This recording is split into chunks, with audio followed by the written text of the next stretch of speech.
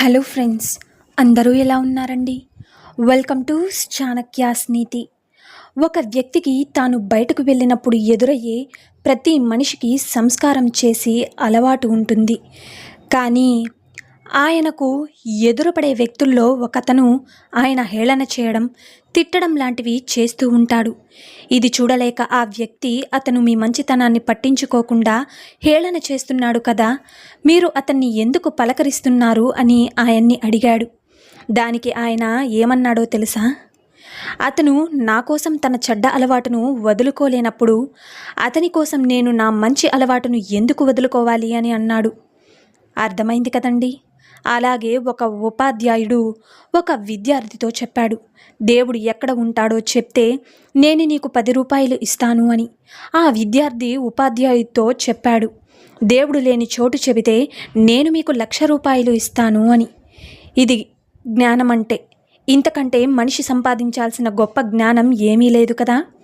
ఇక ఈ రోజుల్లో గోడకేసిన పిడకల్లా కాదు, గోడకి కొట్టిన బంతిలా ఉండాలి.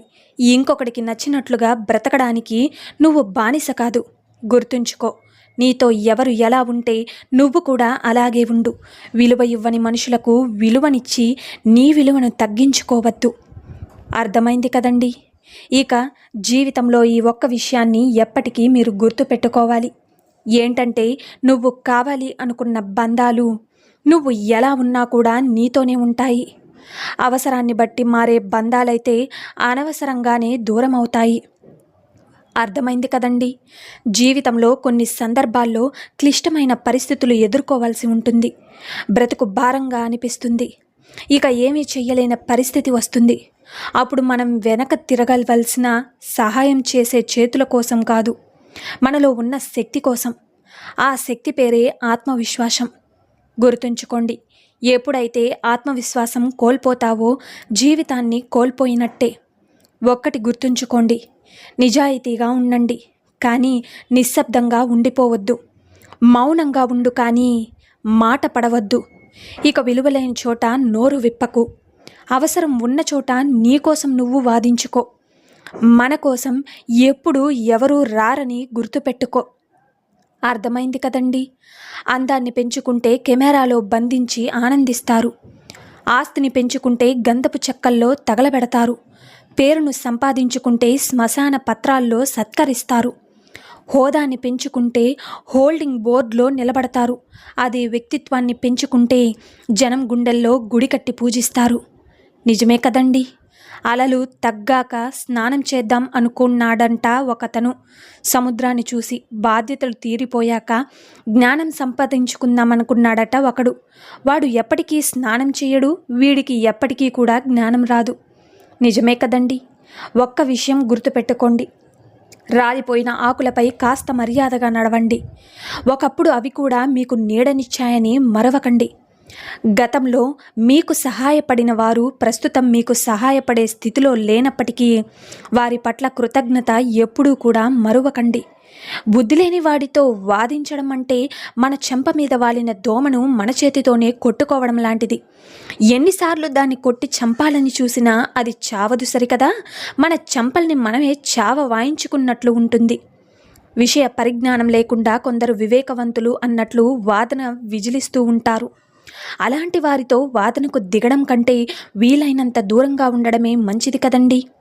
ఇక మనకు కావలసింది దక్కించుకోవడానికి ఎదుటి వారిని చెడ్డవారిని చేయడం, మన సంతోషం కోసం ఎదుటి వారిని బాధ పెట్టి దానిని ఇంకొకరి కారణం చేయడం, ఈ రెండూ కూడా ఈ క్షణం నీకు ఎంతో సంతోషాన్ని ఇవ్వచ్చు. కానీ అవి రేపటి నీ పతనానికి నువ్వే వేసుకుంటున్న పునాదిలే అని నీకు తెలిసే రోజు ఒకటి వస్తుందని మర్చిపోవద్దు. అర్థమైంది కదండి. ఇక గెలుపు నీడలాంటిది. ఆగి పట్టుకోవాలని ప్రయత్నం చెయ్యొద్దు. ఆగకుండా నీ దారిన నువ్వు నడువు.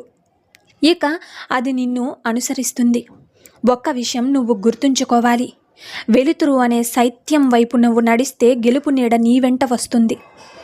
అలాగే ప్రతిదీ పరిగెత్తి చేయనవసరం లేదు. జీవితంలో పరుగును ఆపి నిదానం అలవాటు చేసుకో. పరిగెత్తే కుందేలు బ్రతికేది 10 సంవత్సరాలే.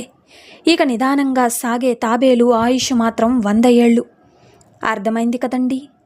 అందం నడవడికిలో ఉంటుంది కానీ ఆడంబరంలో కాదు. అలాగే సత్యం, ప్రేమ ఎక్కడ ఉంటాయో అక్కడ శాంతి తప్పకుండా ఉంటుంది. ఇక లోకం ఎప్పుడైనా సరే మంచివాడిని ఎప్పుడూ మంచివాడు అని అనదు. ఇక మంచివాడిగా నటించేవాడిని మాత్రమే వీడు చాలా మంచివాడని అంటుంది. మంచితనాన్ని గుర్తించే మంచితనం చాలామందికి ఉండదు. గుర్తుంచుకో, మగవాడు ఆడదాని శరీరాన్ని తాకి ఆనందపడతాడు, కానీ ఆడవాళ్ళు మాత్రం మగవాళ్ళకి శరీరాన్ని ఇచ్చి ఆనందపడతారు. వారు ఖాళీగా ఉన్నారని కాలు జారడం లేదు, నువ్వు మంచివాడివని నమ్మి మనసు జారుతున్నారంతే.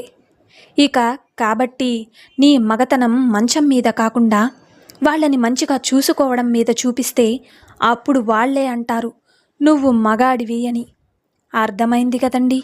ఇక ఒక్క విషయం గుర్తుంచుకోండి, అర్థం లేని అనుమానాలను పెంచుకునే వారికి, అకారణంగా అలిగే వారిని ఒప్పించి మెప్పించి బ్రతిమలాడే తీరిక, ఓపిక చాలామందికి ఉండవు. నువ్వేంటో తెలిసిన వాళ్ళు నిన్ను అవమానించరు, అనుమానించరు. నిన్ను అర్థం చేసుకోలేని వారు ఎప్పుడూ కూడా నీ వాళ్ళు కాలేరు. గుర్తుంచుకోండి, పక్క వాళ్ళ జీవితంలోకి తొంగి చూసి 10 తప్పులు వెతికే వాళ్ళు వాళ్ళ జీవితంలో 100 తప్పులు ఉన్నాయనే విషయాన్ని కూడా గాలికి వదిలేస్తారు. నిజమే కదండి.